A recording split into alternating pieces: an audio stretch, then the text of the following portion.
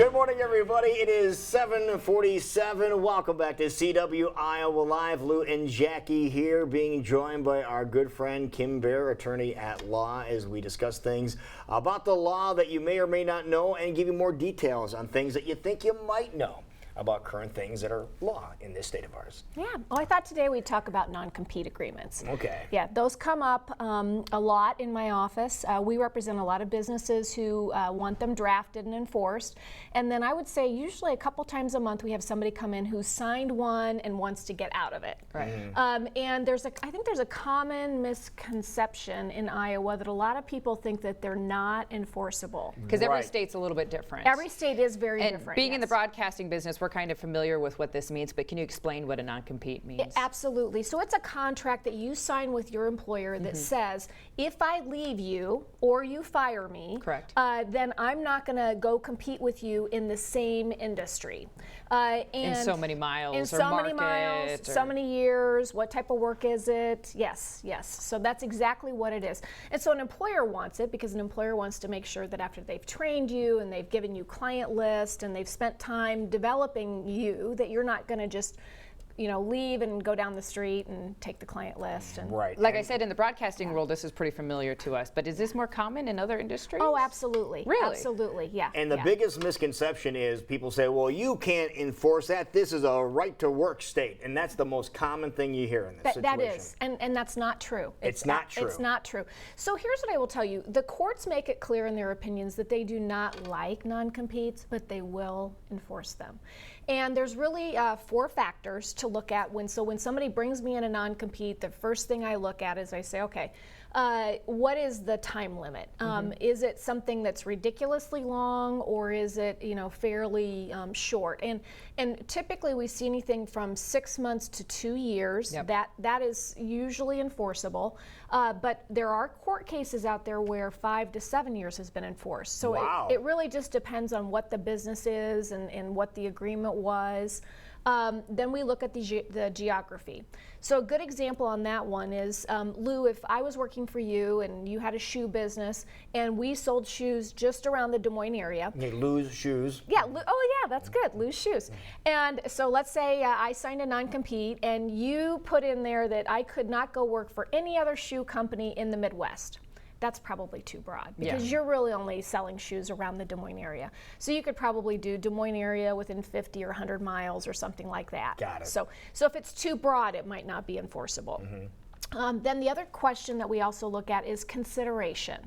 And what that means is if I'm working for you at Lou's Shoes and I've been working for you for a while and you think, oh my gosh, I just watched Great Day and I learned all about this non-compete, I'm going to go have Kim sign one. So you give it to me.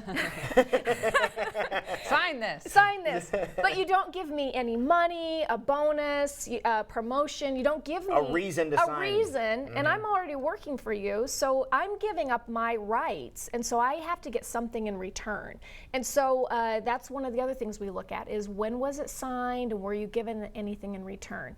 Now, a point that I always have to emphasize is that if you're hiring me, so let's say I've interviewed with you and you say, Kim, I want to offer you a job at Lou's Shoes, but here's the non-compete and you're going to have to sign it. Under Iowa law, the fact that you're hiring me can be consideration. So if I sign it at the time that you're hiring me, that's probably going to be valid and it's enforceable. Because it's part of the deal. Because it's part of the deal, yeah. So the consideration is the job offer. Right. So those are the things that we look at. And then finally, what type of work is it restricting? So again, we'll go back to Lou's Shoes. And let's say that you put in there because you think you've always liked selling shoes, but someday you might want to get into clothing and all of that. So you put in there that I can't go sell shoes or clothes or women's things, and so it's really broad. That's probably too broad, and so it probably can't be enforced.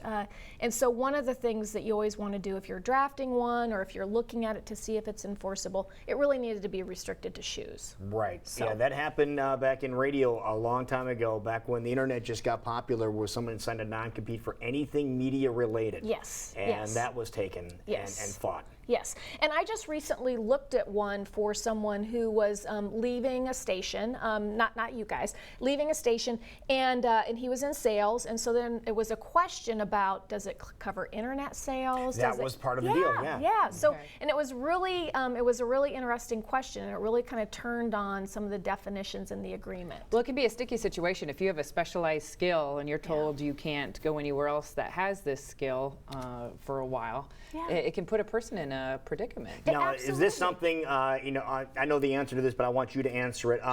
If this is a situation that if you have one of these non-compete agreements laid in front of you saying, okay, I'm going to hire you, but you have to sign this first, do you have the right to take this and say, okay, I'm going to have my person take a look at this and then make some alterations to it? Absolutely. And in fact, we would encourage people to do that.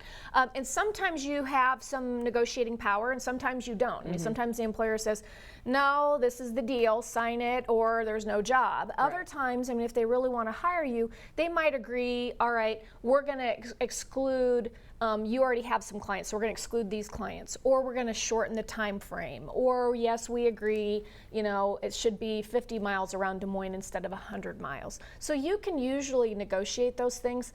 The other thing I'll tell you is that a lot of times people come into me and I look at them and I say, it's valid.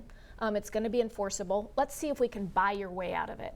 And so what we do is we start talking with the employer and saying, okay, this person really doesn't want to work for you anymore and you really don't want to keep them. So, we'll negotiate a price that the employer is willing to take. And then typically we just, we have the non-compete. Is it usually a pretty steep amount or not? It depends. It depends on what type of job we're talking about. If it's a sales job and the person's kind of low on the totem pole, it might not be very much. If it's an executive, then yeah, it might be a lot. And sometimes we'll amend it because a lot of times what employers really care about is client list. They want to make sure you're not going to go try and steal their clients. So they might say, yeah, you can go down the street and work at the next shoe store, but you can't, market to any of my clients that or contact them. So. All right, so there's a So there ton are of questions. options. Yeah. Yes, there are options, Okay. absolutely. So definitely make sure that Yeah. you get some good advice, and we suggest if you do get some good advice, it'd be from this lady right here or any one of the lawyers in her office, a Baer Law office. Easy to find this place too, isn't it? Yep, just give us a call. We're right across the street from Vets Auditorium. There you go. So again, so who was talking to you about in the media? Yep, no, my attorney-client. Yeah, attorney-client, lips are sealed. Yeah, can't disclose that kind of stuff. But so. again, it's something that if you do have one of them placed in front of you, don't just automatically sign it. If you have the option, have somebody look at it and just make sure that you are protected, because that is very important. They are enforceable. That's the thing. They are enforceable, and it doesn't cost very much to have it reviewed either. So. Well, wonderful. Sounds Great good. job as Thank you, always. Kim. Thank you so much. We will be right back. You're watching CW Iowa Live.